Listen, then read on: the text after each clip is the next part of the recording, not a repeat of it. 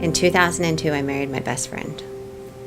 And I thought that life would be perfect because I had him and it would be me and him fighting the world together. In 2014, my world that I had, my life that I had created, was shattered in an instant.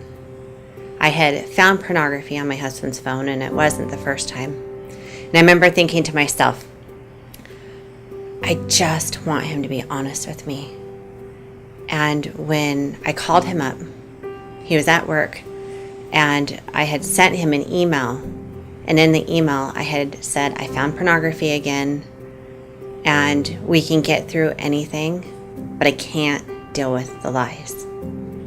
He called me from work, and he said to me, do you want to talk about this now, or do you want to talk about this in person? And I said, I don't know, you tell me.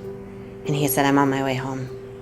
When he walked upstairs in the bedroom, he admitted that he had not only been looking at pornography, but that he was addicted to it and had looked at it our entire marriage. But then he told me that he had cheated on me. And that hurt. But what hurt even more is he told me that he had cheated on me our entire marriage with multiple people. And I remember at the time listening and then saying, I need you to leave. And so I stood in my window and I watched his car drive away. And as soon as his car was out of sight, I went in my closet, and in a second, I shattered. I literally felt like someone took my insides and took a sledgehammer, and I shattered into a million pieces. My life, my hopes, my dreams, my self-esteem, my trust in him, my trust in everybody in the world, everything instantly shattered.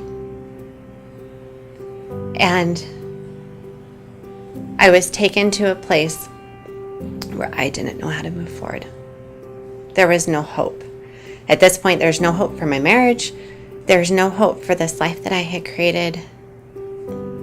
I ended up kicking my husband out. I was pregnant with my 5th baby, and I was due only a few weeks from the time everything came out. And I had the baby, and I went home alone to a house with me and my kids and my baby. And I thought, this can't be my life. How is this my life? And I realized for the first time that I could not do this alone. That day I could not stop crying. The entire day I could not get it together. And I realized I can't do this alone. I needed other people. And I didn't know who was safe. I didn't know who I could trust, because at this point I didn't trust anybody. But I found a meeting, and I went to my first meeting, and it was hard. It was so hard to go and admit that this is my life. And I had so much shame of, if people really knew that my husband had cheated on me, then they would know that I wasn't enough. And I didn't feel like I was enough, but that would be outing myself to the world and possibly outing him. But I needed the help.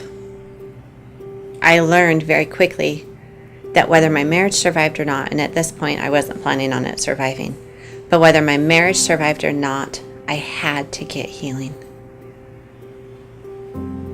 So I started attending groups, and I didn't like it at first. It was hard. There was a lot of shame. But I found people who got it and understood. And for the first time, I started having hope. I started realizing that I was in the darkness, but there was light. And I looked desperately in the beginning for people who were further ahead in their journey.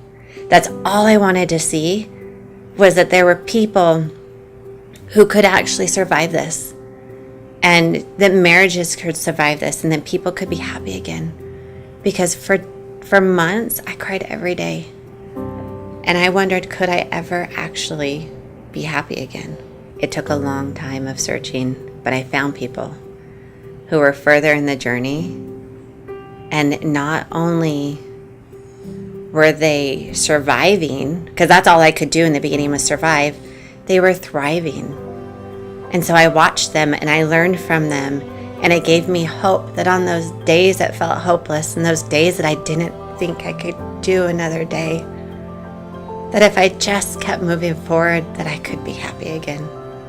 So the reason I'm here today, the reason that I'm still here as part of the recovery world, still giving back and helping, is because in the beginning, all I wanted was hope.